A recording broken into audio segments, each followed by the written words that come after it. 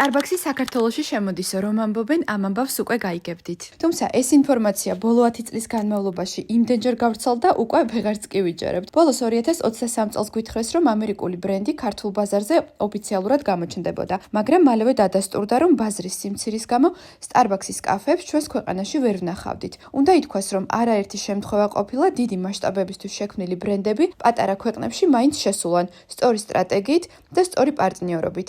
ასე რომ გამორიცხული ნამდვილად არ არის ამერიკული გიგანტი საქართველოში მართლაც ვიხილოთ. ახლა რა კადრებსაც ხედავთ ნიუ-იორკის ყველაზე დიდ Starbucks-ში.